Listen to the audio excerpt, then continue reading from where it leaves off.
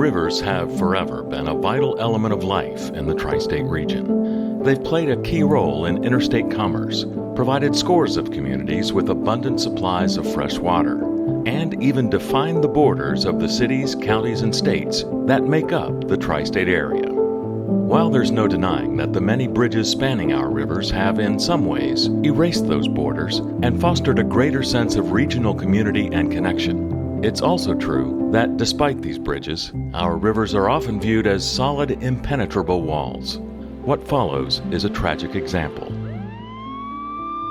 Monday, August 15th, 2016. Within a span of just 4 hours, EMS crews in Huntington, West Virginia are called to rescue 26 people who had overdosed on heroin. Thanks to the quick action, knowledge, and experience of these crews, there were no fatalities that day. But their heroic efforts would ultimately end up being just a Band-Aid, as few, if any, options were available in the state to help those who had overdosed find the definitive treatment they needed. 21-year-old Taylor Leigh Wilson of Barboursville was the very first person to overdose that day. Though she was eventually receptive to getting inpatient treatment for her addiction, the only treatment bed available to her was one in nearby Kentucky, and her insurance provider, West Virginia Medicaid, would, by law, only pay for treatment within the borders of West Virginia.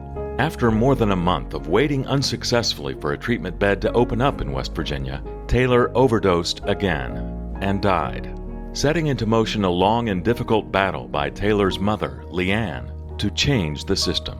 Well, Taylor was always a champion. She was a mentor in junior high and high school for young people, and she was sharp as a tack. And she was always for the underdog. If people were bullied at school, she would sit on the bus with them and walk them home and things like that. And I got to thinking that what would she want to do? And it would be to change the law. I mean, we're just talking across the river. We're all a community, the tri-state community. We're all brothers and sisters, and we need to start treating each other that way, not boundaries to keep from getting care. Though Leigh Ann had the motivation and energy to fight the fight, she didn't initially know how best to fight it. But longtime family friend Jeanette Rowsey knew that the key would be for Leigh Ann to be able to tell Taylor's story effectively and to deliver it to key audiences such as the news media and West Virginia lawmakers. I know that documentation is really important, and so I felt like, okay, this is something that I can do.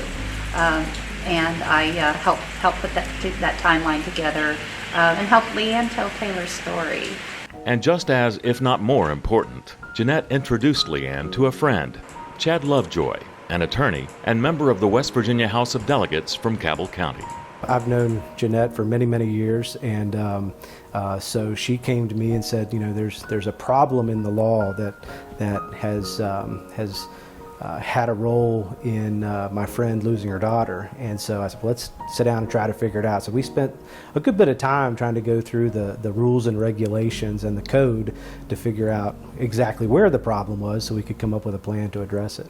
The problem was that there was a prohibition for substance use disorder treatment facilities that are not located physically in the state of West Virginia from taking West Virginia Medicaid.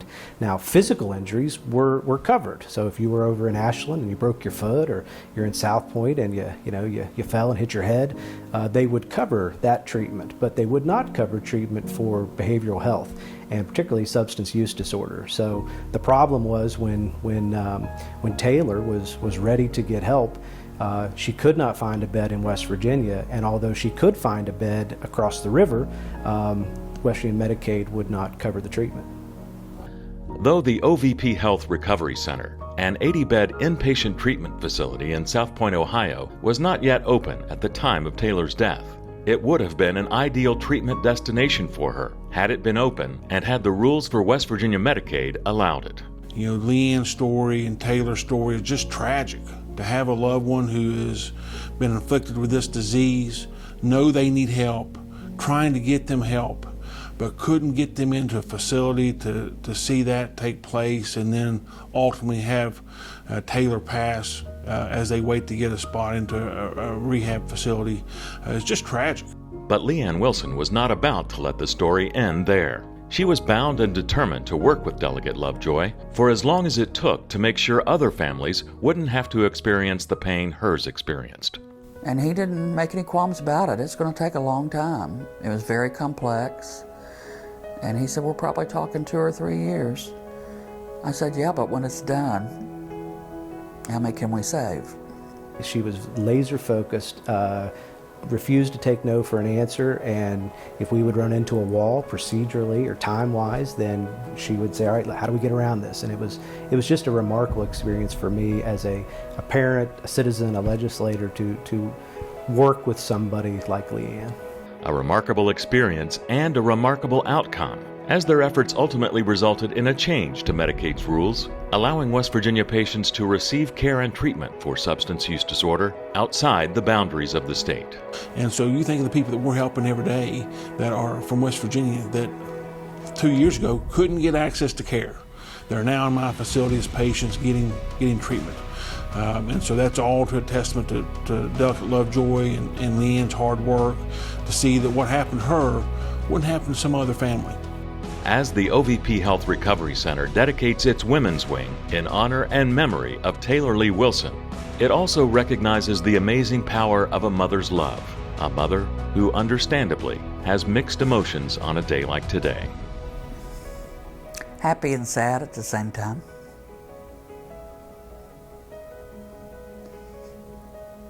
And I think Taylor's spirit motivated me to do this. I truly do. Taylor Wilson, she loved horses, she loved writing, she wanted to be a librarian, she had hopes and dreams just like all of us. And though that was cut short, she lived a life of meaning, and in the end, because of her mother's hard work, her death has had meaning for other families,